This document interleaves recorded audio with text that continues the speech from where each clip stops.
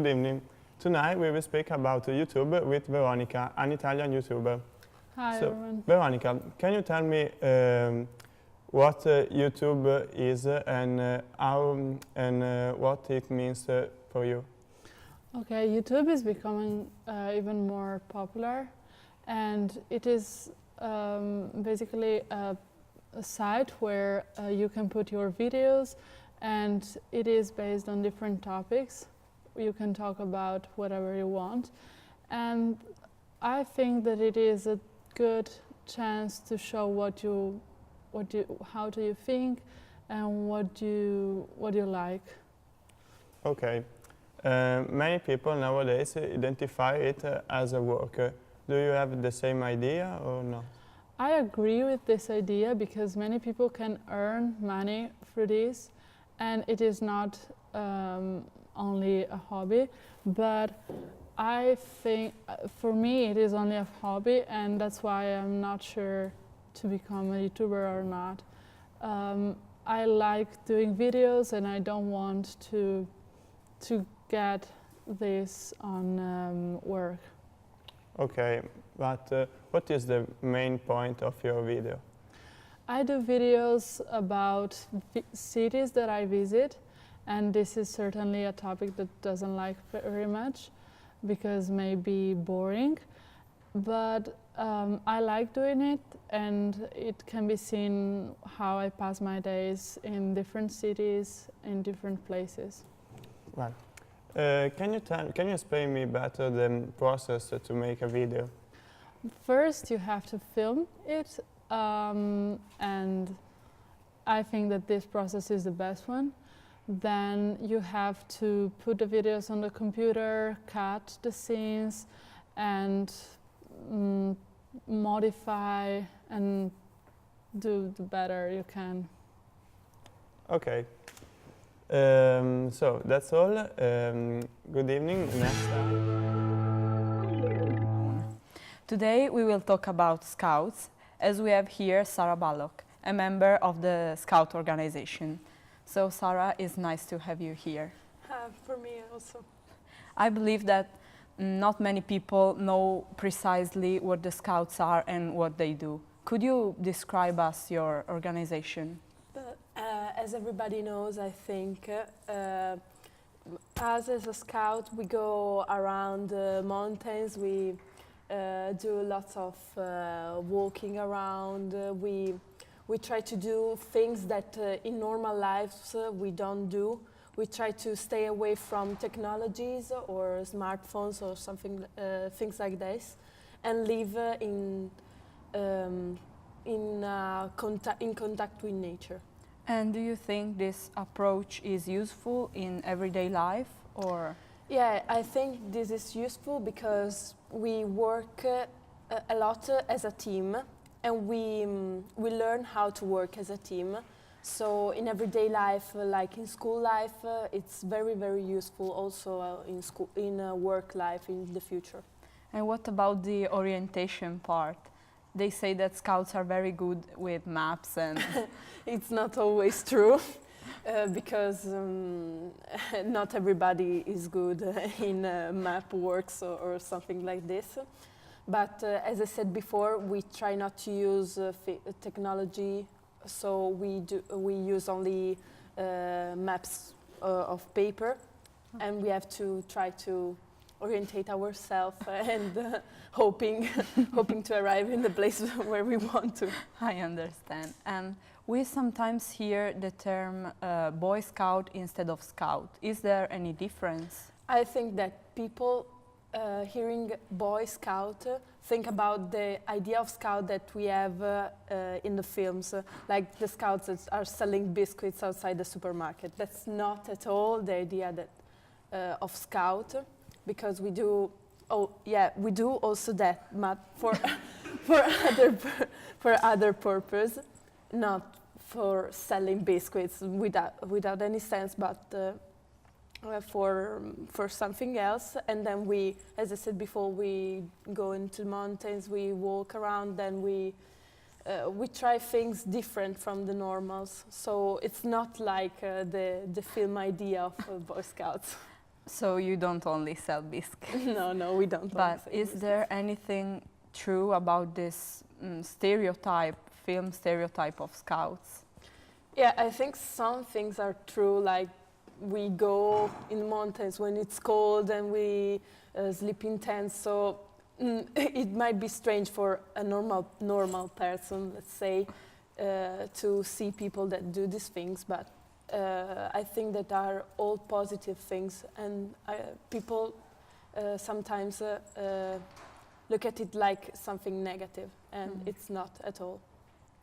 And what about the connections that scouts have with the church? Because we sometimes hear that scouts depend on the church, but there are some independent groups. Could you explain? Yeah, there are different groups of scouts. Sometimes we have scouts that are more related with Christianity or church in general, and some not. So you can decide whatever you want to go with another group or not. Because as you want, if you want to go with scouts that want to pray, I don't know, it's an example, you can go with them. And we do practically all the same things, so it's not, there aren't difference between one group or another. And how did you enter in the scout world? All my cousins practically do scouts, so one day my aunt brought me and my other cousin that is the same age as me to a meeting, and then we started to go to scout together, and that's it. From I was 5 years old, so now it's about more than 10 years that I am a scout. Do you think it's difficult to keep this this activity for such a long time? Many people, after a little bit of time, don't feel themselves in the way, I don't know, they don't feel scouts, so they leave the activity. But I think that it's an activity for everybody, so it's nice. Everybody has to Thank you very much, Sarah. Your point of view was very interesting, and I hope to see you again in this TV show. Yeah. Good evening. Today we are here with Silvia to talk about dance. So what do you think about dancing? Yes, for me dance is a properly lifestyle. In fact, I danced for 3 years, and I think that it was the main thing that I do in that 3 years. Oh, and we know that there are different type of dance. So what is your type? Yeah, I have practiced on break dance and dancehall. That is a type of dance that came from Jamaica. But I love quite all types of dance. Only one type of dance I hate. I hate classic dance because I find it boring. But the other type of dance I find cool. And for me, the best type of dance is street dance. Street dance. And how do you practice it? To practice street dance, you have to practice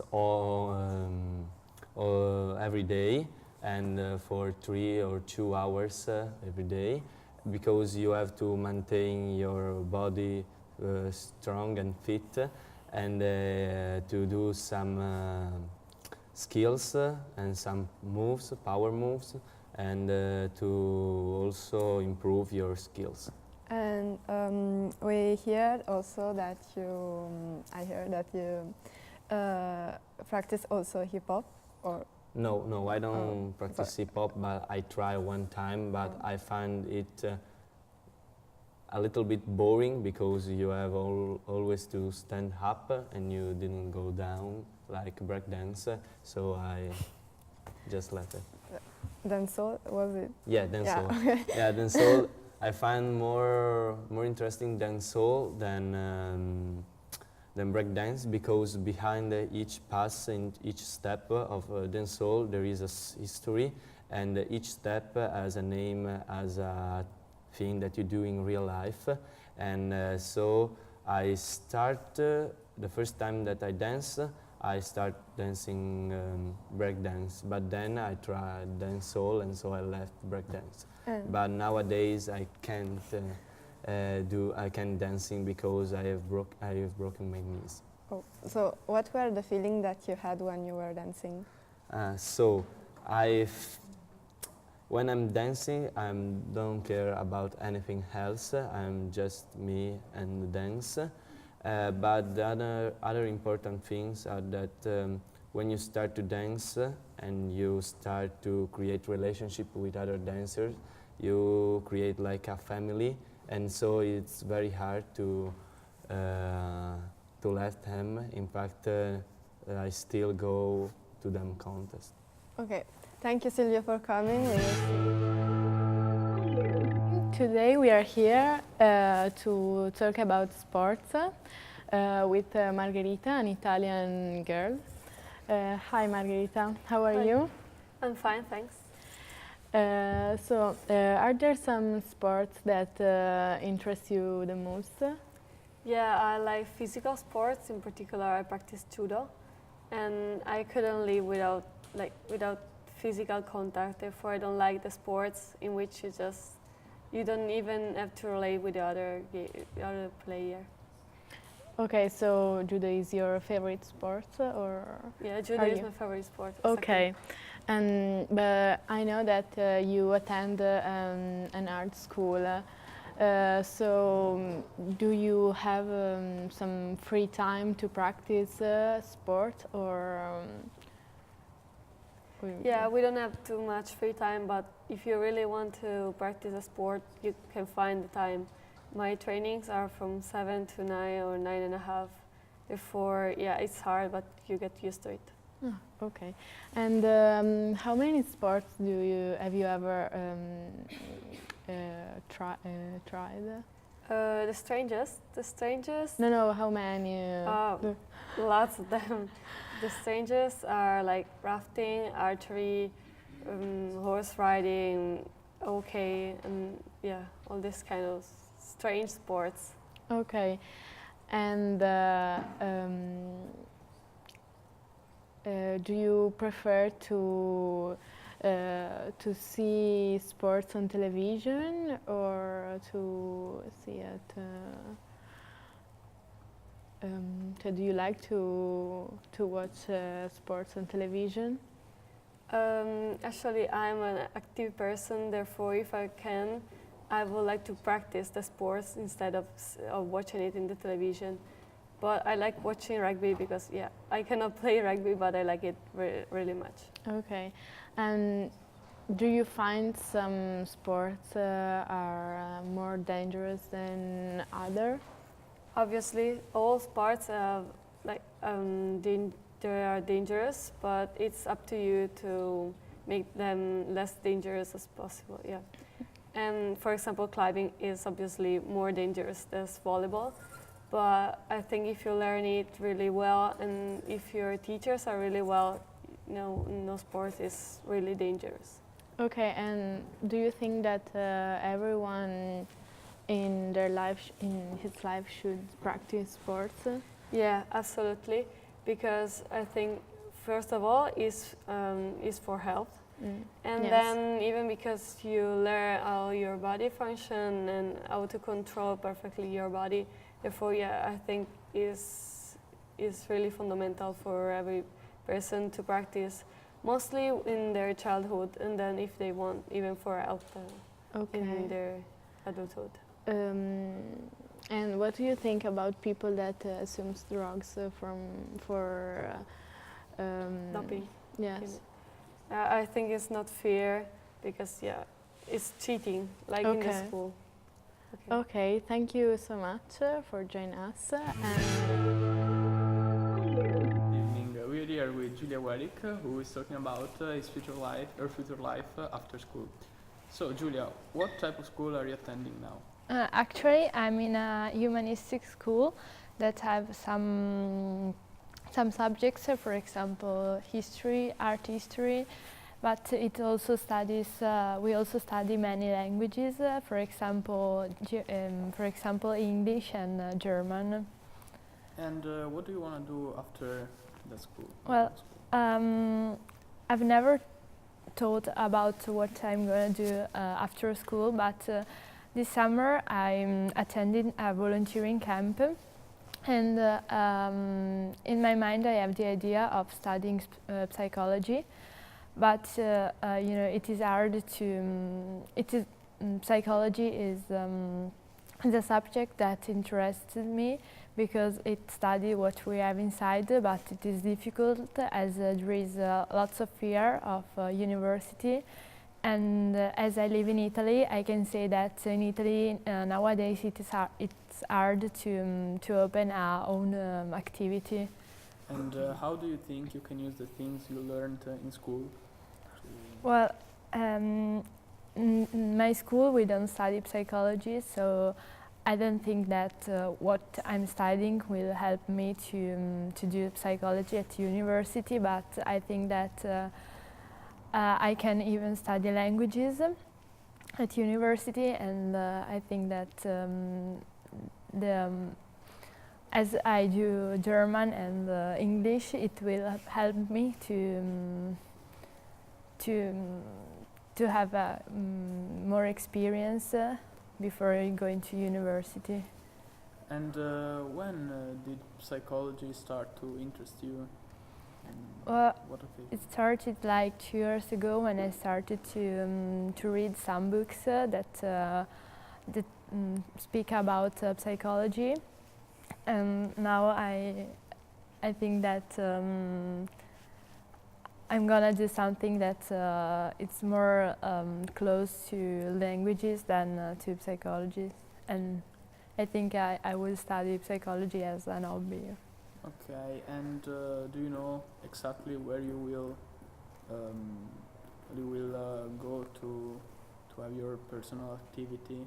In Maybe country? in Germany, but I don't know yet.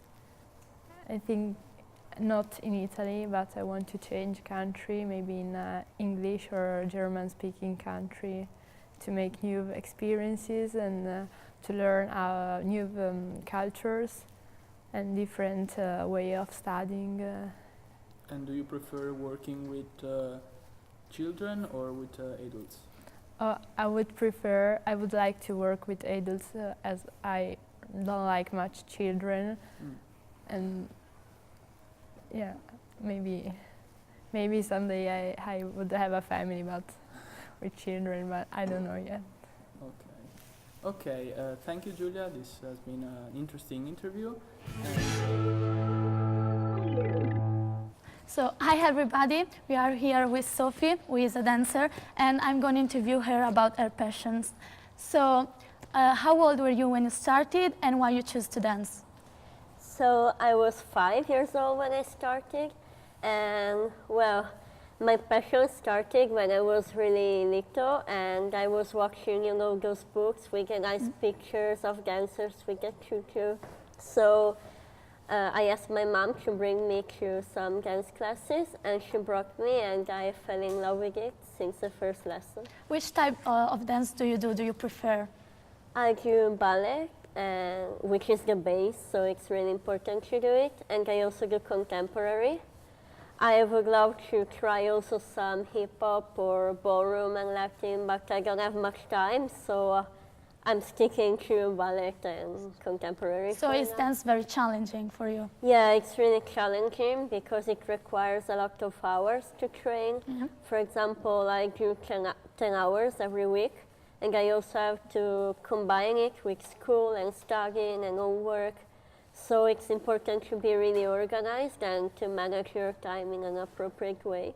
Okay, so is dance for you a personal passion or a family passion? I mean, are you the only person in your family that dance? Yeah, I'm the only one. In fact, my parents didn't have much time or money when they were young to do sports, and not even my grandparents. So I'm the only one in my family, even though my cousin tried a few lessons with me, but then she didn't like it, so she didn't continue. so I'm the only one. Okay, so many people think that dance is a sport while others an art. What do you think about it? That's tough because, as I said before, it requires a lot of training and physical strength. You know, it's not just like people think, okay, you're just doing there. Yeah, you need to train a lot, and like any other sport, you don't just go out there and do your moves. So would you recommend dance as a free time activity? Do you? Yes, I would really recommend it because it's good for your body and also for your mind because you have to remember the steps. So, yeah. So we are very curious to know which is your favorite step. My favorite step, I like doing the splits. You know, it requires a lot of flexibility, but I finally got my splits. Whether it's on the floor or the grand jeté, which is the split in the air, I enjoy it. Yes. How can you define dance with 3 words? Dance in 3 words. Yeah. Well, we were talking before whether it's a sport or an art, and I would say it's not really art, but expression, because it's an expression of feelings and emotion, and that's why I think it's more of an art than a sport, even though there is a sport part. Then, oh my gosh. Have you ever done an exhibition with an audience? I think so. Yes, many times. Sometimes it was just an exhibition for the school, you know, maybe at the end of the year or for Christmas. Yeah. And I also took part in some competitions, not as a solo, but with my group of dancers. How was it? How do you feel? Oh, when you dance? When you're behind the curtains, you really feel the pressure. But at the end, you just go out there, you do what you do, you have fun. So I really enjoyed it. Okay, thank you, Sophie, for being with us. I hope you will enjoy. Today, we have a special girl from Italy. She's going to speak about her project for the life and future. So, hi, Nicola. Hi, everybody. Which school do you attend? I attend a school in Italy, in not a big town called Udine. Yeah, and which type of school is it? I get the chance to study both ancient and modern languages. So, do you like language? Yeah, I'm really interested in languages. And do you ever think about your future? So, the university. So, do you want to go to university? I don't know. Yes, I'm pretty sure I would like to attend university. And I have a clear idea of what I'm going to attend. I would like to follow an interpreter course in order to become one. Yes. When you will finish the university, do you ever think about a place where do you want to live? I don't know. Yes, I would love to stay in Italy, but since the economic situation is not one of the best in the world, with the languages, I would have the chance to go living abroad, even if it would hurt real bad, you know. Thank you, Nicola. That's a pleasure to talk with you. Next time, we will have another guy from Spain, and he's going to tell us about his Erasmus and his future. Today we're going to talk about cozy places and where we can find them with Giovanna. Hi, Giovanna. Hi. So, first of all, do you think that your house is a cozy place? Well, I think it might be because, well, I'm an only child, so when I'm at home, I'm mostly alone because my parents always work. And so, yeah, it could be a fun place and a cozy place where I can do whatever I wish. But since I'm always alone, it's a bit boring after a while. And yeah, staying every day on the computer or on your phone is a bit annoying. So yeah, it might be if I had something that could make my time pass by quickly. And so, which features do you want to have in your house? Well, I would like a room where, also my bedroom, where I can be myself and do whatever I wish, feeling relaxed. But yeah, as I was saying before, it's quite boring after a while. And since I know that you are attending a school with many hours, 8 hours, right? Yeah. So I think, is your class and your school a cozy place where you can stay? Well, I think, yeah, because I have my friends and it's not boring.